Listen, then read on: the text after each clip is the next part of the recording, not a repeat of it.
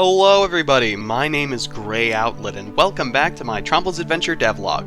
Tromblo's Adventure is a goofy little roguelike where you try to avenge your grandfather's death so his ghost can pass on to the afterlife. You can wishlist the game on Steam to be notified of when it releases and to support my game dev dreams. In this video, I want to talk about enemies, how they work and how their difficulty comes into play in a roguelike. And I mean, let's just start at the most basic part of an enemy, pathfinding.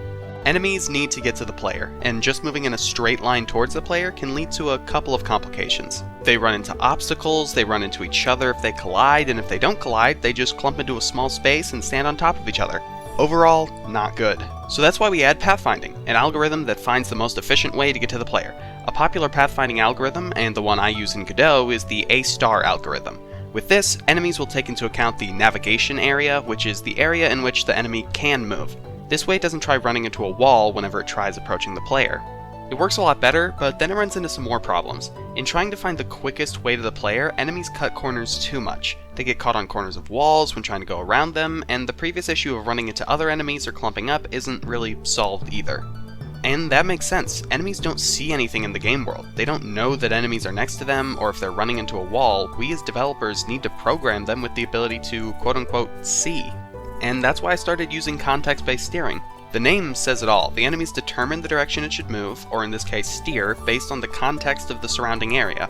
In this example, I have a list of 8 directions. I draw a short line in each direction, and for each of these lines, I see if it's colliding with a wall, another enemy, or something else I want the enemy to avoid. If it is, that direction is added to the list as something the enemy wants to avoid. So when we choose the direction the enemy is moving, we take into account the way the enemy wants to go and where they actively want to avoid, which gets us a new, refined direction based on the context of their surrounding area. Or, in a layman's terms, the enemy now sees what's around it and moves accordingly. After the long and arduous process of figuring out how to program all of that, I got it running, and the enemies now intelligently find their ways to the player.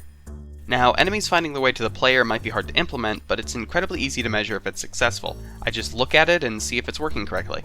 Something that's not very easy to measure the success of is difficulty.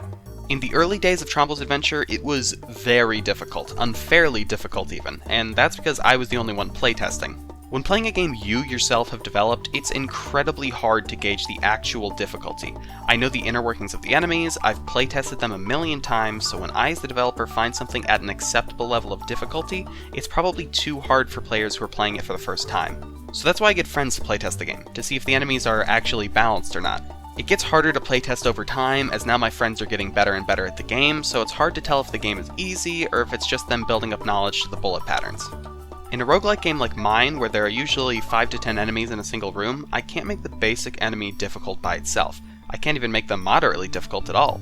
Let's take the humble Crimbly for example. By itself, it poses little to no threat whatsoever. I could sit here for hours and probably dodge everything it throws at me. And this is by design, because you're never going to go up against a single Crimbly. You're going to go up against 4 Crimblys, and 2 Shomlers shooting shots at you, and a Jangle firing an assault rifle blast at you, or a Gurgit firing a laser. If each of those enemies were difficult to deal with on their own, together you'd probably die in 2 seconds. Bosses, however, are the opposite of enemies. They themselves have to be powerful enough to pose a challenge alone. My first boss, the Puggernaut, has gone over a lot of changes in his time. Early on, he was the only boss in the game, so I overcompensated him and made him very difficult to beat. Of course, I eventually leaned back on his difficulty, which then made him too easy for one of my friends, so I made him more difficult, which then made it almost impossible for my other friends to beat. When it comes to difficulty, it's a very difficult balancing act, and there's no clear-cut answer. In the end, my difficulty will either be too difficult for newcomers to the genre but balanced for veterans, or will be good for newcomers but will be beaten in minutes by veterans. Oh, and speaking of enemies, the ghouls are coming. Make sure to subscribe and please wishlist on Steam. Oh no! Oh!